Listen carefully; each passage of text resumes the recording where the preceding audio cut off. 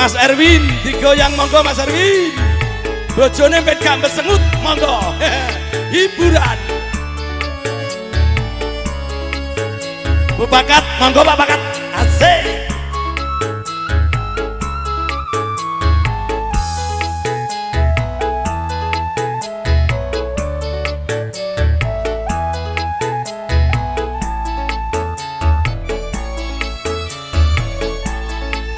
Umpama sliramu sekar melati aku kumbang nyidam sari.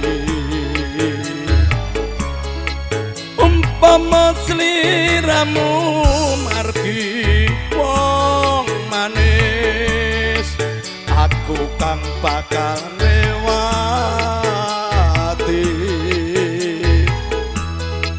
sineksen lintange luku semono janji prasaja ning ati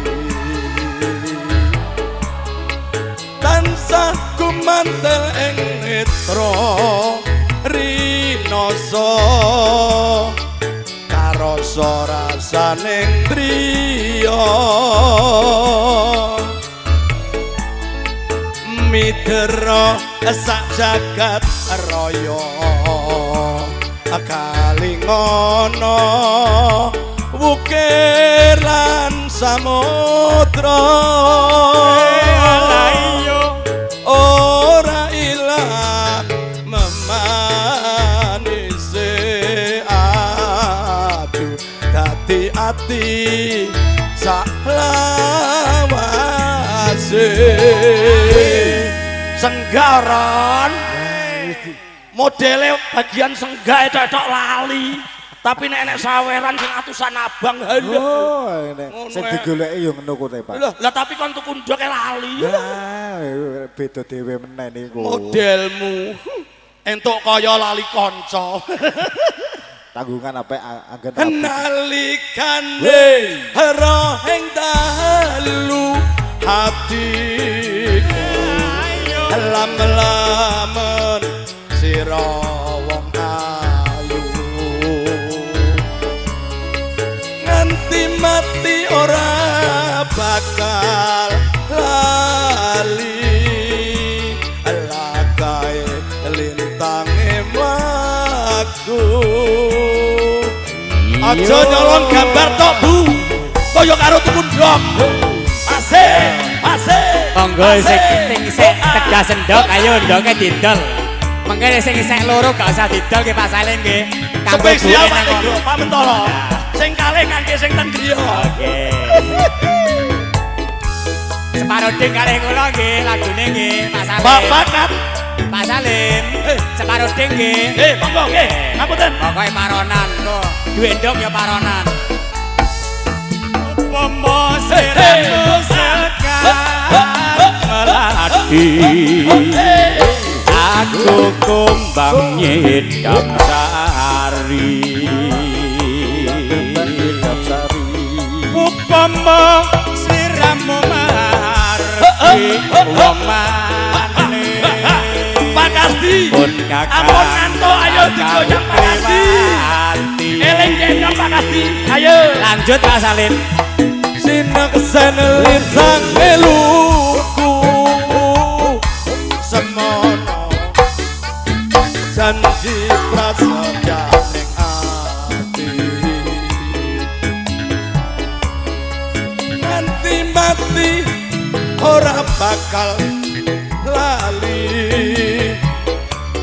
lagae lintange mlaku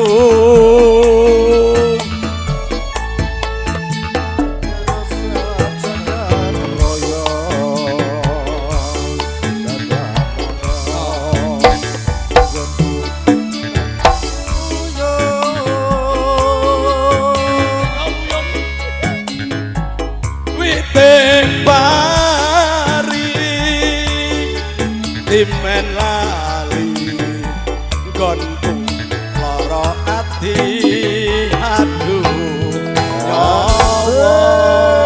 Ron ngadeg bertanggung jawab ngadeg. Nah, kok iso. Iki meng ceritane Apa? piye? Nyidam Iya. sari cek mbok enggokno wuyung. Nandang wuyung. Loh, wau pertama nyidam sari. Ah. Nek menggok wuyung omong. Nandang wuyung iku yo nandang tresno, Iya. jatuh cinta. Wes tuwek falling ora in mbok love. omongi. Loh, menggok ya supire meletek. Ki meng tok ndi wis ndang yo. Ayo. Tok ndi ayo. Ndang to kok jare nandang wuyung. Ayo, aku bagian nyidam sari kok. Kowe wuyung. Kowe takoni drendok ora wani. Ayo. Gak bagianku no. Kok nek engko tak idendok payu kok duwe tampe aku malah Tapi nek dadi sampean dhuwit cilaka. bagian 6 ra ngono. Bangetan MC kok nek roh dhuwit. Tanggungan akhirnya Pak. Sepurane Anji. sego liwet piringe 9 andum slamet ngodinongo. Ambil. Lho, kalau kon lanjut kae lho. Ndang, kon lanjut. Ayo. Nalikane rendal. Jadi prasetya hati. Atane saku mantel netra rinoso akaroso rasane driya.